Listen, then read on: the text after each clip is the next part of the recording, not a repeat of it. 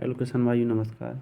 आज इस की वीडियो में हम जानेंगे कि भूमि को किस प्रकार से उपजाऊ बनाएं, किस प्रकार से हम खेती के लिए उसको बनाएं, उसका किस प्रकार से मैनेजमेंट करें भूमि का। चलिए जानते हैं। भूमि को उपजाऊ बनाने के लिए हमें निम्न प्रकार की कृषि क्रियाएँ करनी पड़ती हैं। कुछ जीवाश्म पदार्थों का उपयोग करके और कुछ अम्लीय उर्वरकों का उपयोग करके, साथ ही साथ अधिक गहरी जुताई कर हम भूमि को उपजाऊ बना सकते हैं। साथ ही जैसे हम जल निकास कर कर भी और निराई गुड़ाई कर कर भी हम भूमि को उपजाऊ बना सकते हैं। ठीक है, अब चलिए जानते हैं विस्तार से जीवाश्म पदार्थों का उपयोग करके, जैसे हरी खाद, गोबर की खाद एवं हरी पत्ती, इन सभी को क्या करता है, डिकम्पोज होता है। डिकम्पोज होने के पश्चात ये क्या होता है, इससे एक कार्बनिक अम्ल उत्पन्न होता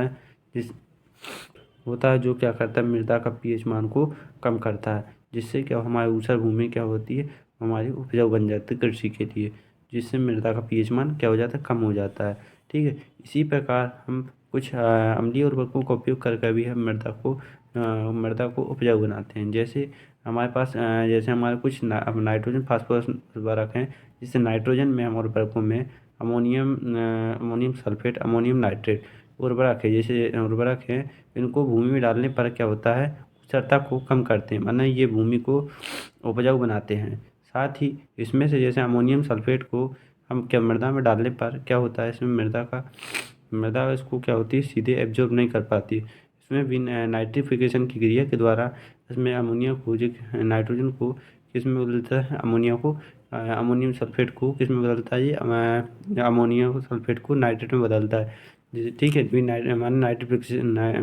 नाइट्रीकरण की नाइट्रिफिकेशन की क्रिया के द्वारा इसको नाइट्रेट में बदलता है, जिससे पेड़ पौधे क्या करते हैं, एब्जॉर्ब कर लेते हैं।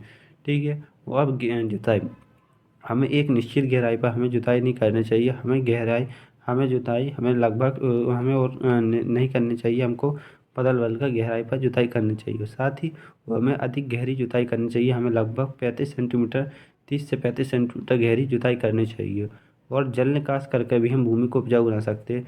हमें जल निकास करने के लिए हमें खेत में जल निकास अधिक से अधिक करना चाहिए। आवश्यकता से अधिक जल हो जाने पर उसमें क्या होता है, खेत में क्या होता है, हानिकारक लवण हो जाते हैं, वो इकट्ठा हो जाते हैं, जिससे मृदा अनुपजाऊ बन जाती है। इसलिए हमें समय पर जल निकास करना चाहिए। मिलते हैं नेक्स्ट वीडियो में दोस्तों।